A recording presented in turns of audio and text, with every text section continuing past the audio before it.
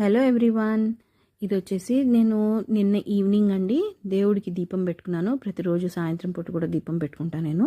అలాగే దేవుడి దగ్గర దీపం పెట్టేసుకొని చిన్న చిన్న స్తోత్రాలు ఏమైనా ఉంటే అవి చదువుకుంటాను. తర్వాత తులసమ్మవారి దగ్గర కూడా దీపం పెట్టేసుకున్నానండి. తులసమ్మవారి దగ్గర రోజు పొద్దున సాయంత్రం అక్కడ కూడా పెడతానండి దీపం.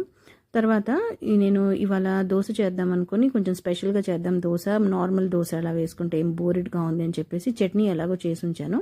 సో దోశలోకి వేయడానికి ఉల్లిపాయలు, పచ్చిమిరపకాయలు, క్యాప్సికమ్ ఇలా టమాటా కట్ చేసుకొని ఇలా కొంచెం వేయించుకొని పక్కన పెట్టుకున్నా.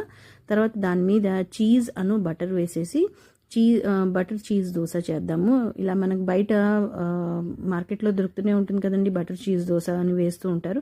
సో నేను ఇంట్లో ఎందుకు ట్రై చేయకూడదని ఇంట్లో ట్రై చేశాను. చాలా టేస్టీగా వచ్చిందండి. అసలు ఎంత బాగుందో ఇది. మనం ఇంట్లోనే చేసి ఇవ్వచ్చండి పిల్లలకి. చీజ్ బటర్ దోశ చాలా బాగుందండి.